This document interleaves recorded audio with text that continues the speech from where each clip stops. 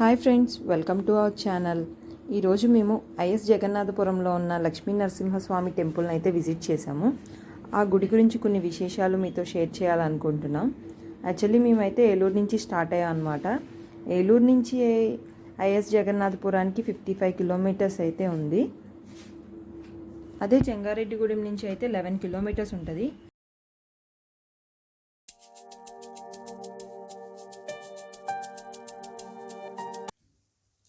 కనిపిస్తుంది కదా, కొండపైన స్వామివారు కొలువు తీరి ఉన్నారు.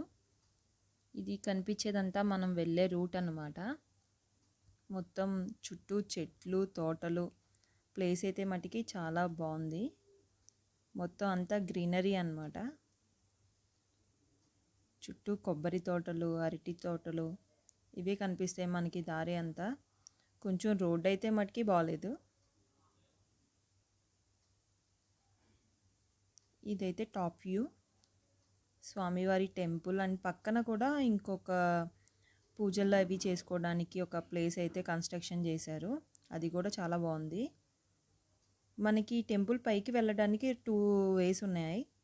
ఒకటేమో మెట్ల మార్గం, ఇంకోటేమో రోడ్డు మార్గం.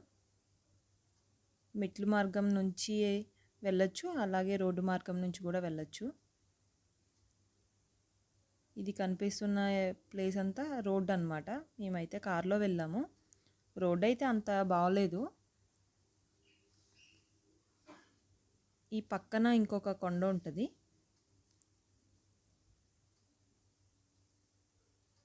కార్ వెళ్ళడమే కొంచెం కష్టమైంది. కార్లో వెళ్ళే వాళ్ళు మటుకి కొంచెం చూసుకుని సేఫ్గా వెళ్ళాలి. ఇదంతా ఘాట్ రోడ్ అనమాట. చూసారా, ఇక్కడ నుంచి అయితే మనకి మెట్ల మార్గం అయితే స్టార్ట్ అయింది. ఈ మెట్ల మార్గానికి అటు ఇటు సపోర్టింగ్ గ్రిల్స్తో చాలా మెట్లు అయితే ఉన్నాయి. ఎటు చూసినా మనకి చెట్లే కనిపిస్తాయి. మొత్తం అంతా అడవి అన్నమాట. ఇదంతా అడవి. మాకైతే ఒక పాము కూడా కనిపించింది దారిలో. ఈ మెట్లకి చాలామంది భక్తులు పూజ కూడా చేస్తున్నారు. పసుపు అవి రాసి బొట్లు ఇలా పెట్టుకుంటూ వెళ్తున్నారు. మేమైతే యాక్చువల్లీ ముందు దర్శనం అయిపోయాక మెట్ల మార్గం చూద్దామని చెప్పేసి వచ్చామన్నమాట. ఈ టెంపుల్కి రావటం మేము కూడా ఇదే ఫస్ట్ టైం. ద్వారకా తిరుమలలో నియర్ బై క్షేత్రాలు అని చెప్పేసి ఒక బోర్డు ఉంది, అక్కడ చూసామన్నమాట. ఇక్కడ టెంపుల్ ఏముందా అని చెప్పేసి మేము సెర్చ్ చేసుకొని వచ్చాము. ఇలా మా కజిన్స్ అయితే కొంచెం ఫన్ యాక్టివిటీలా అలా రన్ చేసుకుంటూ ఎక్కారనమాట స్టెప్స్.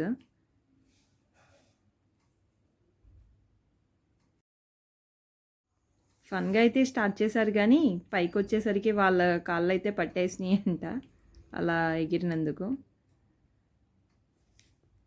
మొత్తం అంతా ఫ్యామిలీ అంతా వెళ్ళి మేము విజిట్ చేసాం ఈ టెంపుల్ని.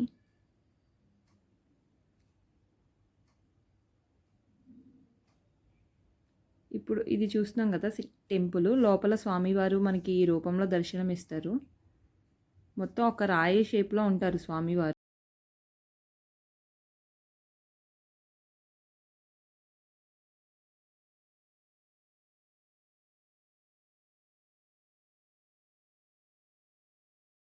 పైన అయితే టెంపుల్ ఇలా ఉంటుంది అనమాట. ఇదంతా ఓవర్ వ్యూ. మొత్తం చూసారా ఎంత గ్రీనరీగా ఉందో. మనకి టెంపుల్ ఎంట్రన్స్లో అయితే పంచముఖ ఆంజనేయ స్వామి విగ్రహం అయితే ఒకటి కనిపిస్తుంది. ఇది మొత్తం గుడి చుట్టూ ఉన్న మొక్కలు అవి. మనకి గుడి అయితే ఇలా ఉంటుంది. ఫస్ట్ ధ్వజస్తంభం, తర్వాత క్షేత్రపాలకులు ఆంజనేయ స్వామి వారు దర్శనమిస్తారు. ఇది మొత్తం గుడిపై నుంచి కనిపిస్తున్న వ్యూ. ఇదంతా మొత్తం చూసారా ఎంత గ్రీనరీగా ఉందో ప్లేస్ అంతా.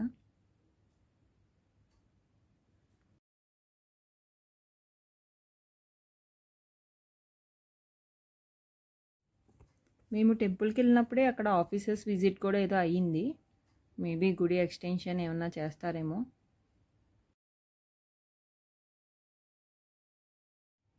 చూసారా మొత్తం గుడి అంతా ఎంత చుట్టూరు ఎంత గ్రీనరీ ఉందో. ఇక్కడైతే ఈ గుడి ఎప్పుడు ఎవరు కన్స్ట్రక్ట్ చేశారని చెప్పేసి ఇలా బోర్డులు అయితే ఉన్నాయి. ఈ పక్కనే వెంకటేశ్వర స్వామి వారు కనిపిస్తారు.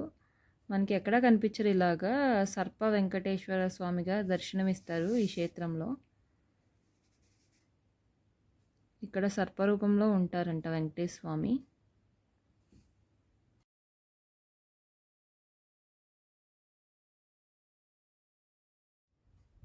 ఆ పక్కనే ఇలా విఘ్నేశ్వరుడు మనకి దర్శనమిస్తారు. ఈ విగ్రహాలన్నీ ఆలయం ప్రదక్షిణం చేస్తున్నప్పుడు మనకి దర్శనమిస్తాయి. విఘ్నేశ్వర స్వామి. ఆ పక్కనే మనకి దత్తాత్రేయ స్వామి గారు కూడా కనిపిస్తారు.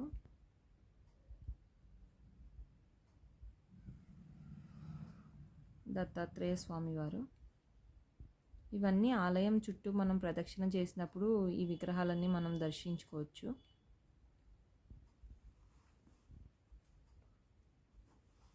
ఈ క్షేత్రంలో స్వామివారు స్వయంభూగా వెలిసిన ఈ ఆలయంలో పాల పొంగల్ని తప్ప మరొకటి నివేదించరు. స్వామి వల్లే ఈ ప్రాంతమంతా పచ్చగా కలకలలాడుతుందనేది భక్తుల నమ్మకం. ఈ ఆలయంలో ఏడాది పొడవునా విశేషమైన పూజలు జరుగుతాయంట. ఇప్పుడు ఈ ఆలయ చరిత్ర గురించి కొన్ని విషయాలను మనం తెలుసుకుందాం. చాలా చోట్ల లక్ష్మీ నరసింహస్వామి ఆలయాలు ఉన్నప్పటికీ పశ్చిమ గోదావరి జిల్లా ద్వారకా తిరుమల మండలం ఐఎస్ జగన్నాథపురంలో కొలువైన ఈ క్షేత్రంలో స్వామివారు భక్త సులువుడని ఇక్కడ భక్తుల నమ్మకం.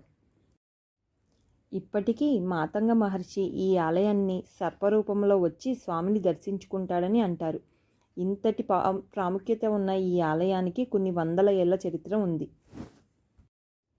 ఒకప్పుడు ఈ ప్రాంతమంతా దట్టమైన అడవిలా ఉందంట. దోపిడీ దొంగల వల్ల ప్రజలు చాలా సమస్యలు ఎదుర్కొనేవారు.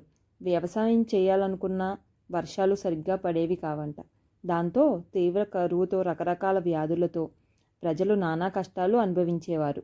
తమ కష్టాలు పోవాలంటే మహర్షుల వల్లే అవుతుందని నమ్మిన ఈ ప్రజలు అప్పటికి రాజమండ్రి రోడ్లోని కరిచర్లగూడెంలో తపస్సు చేసుకుంటున్న మాతంగ మహర్షి గురించి తెలిసిందంట.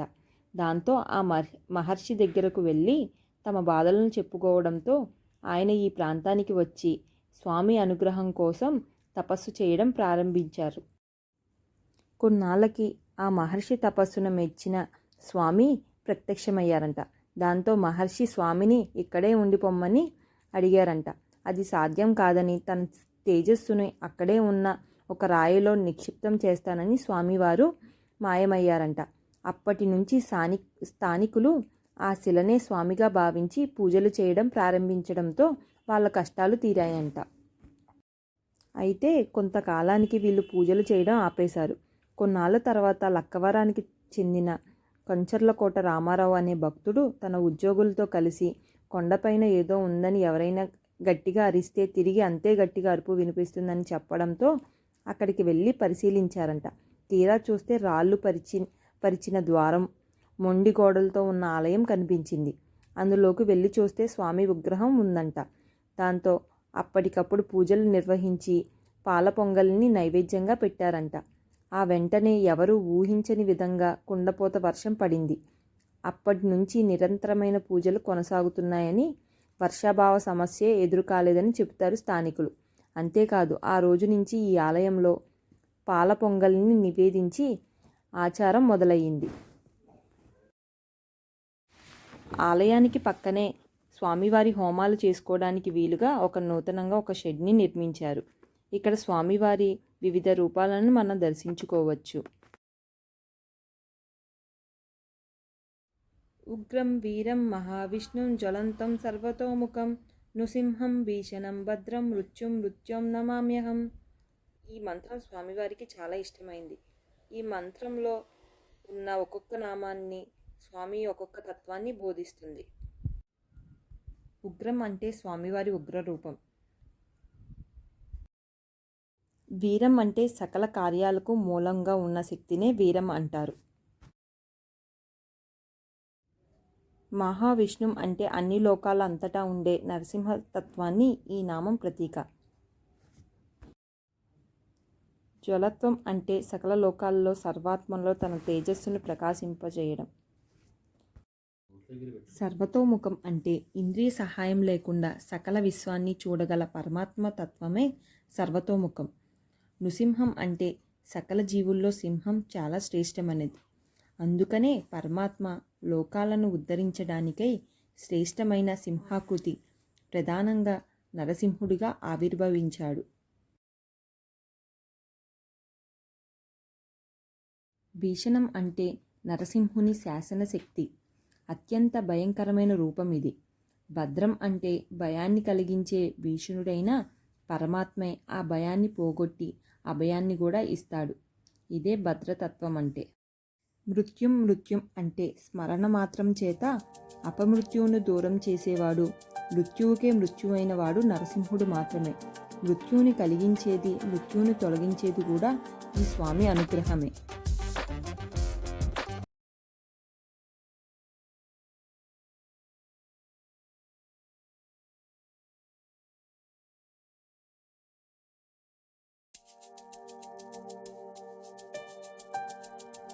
రీసెంట్గా కొనిదెల పవన్ కళ్యాణ్ గారు కూడా స్వామివారిని దర్శించుకుని వివిధ పూజా కార్యక్రమాలను చేపట్టారు.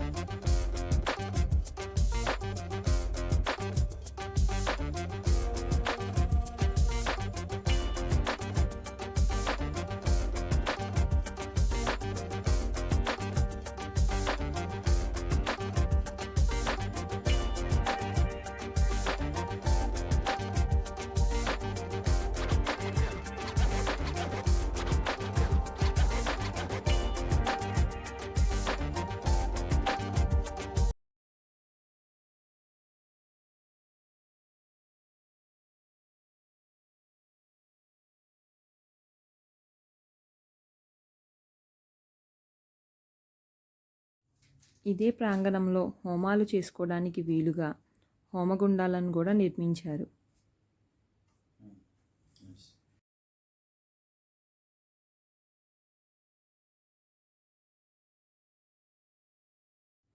ఈ చుట్టుపక్కల ఉన్న ప్రజలందరూ ఈ కొండని మెట్ట అని కూడా పిలుస్తారు. ఇక్కడ స్వామివారికి నిరంతరం పూజలు నిర్వహిస్తూనే ఉంటారు.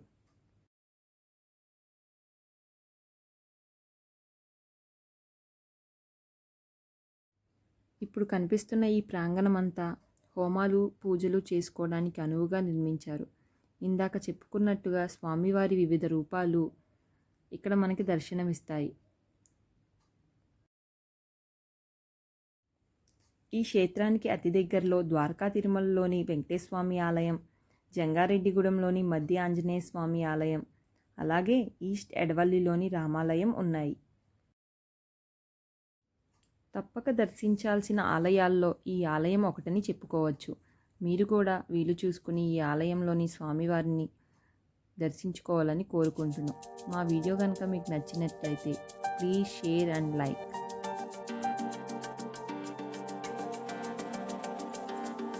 Please subscribe our channel.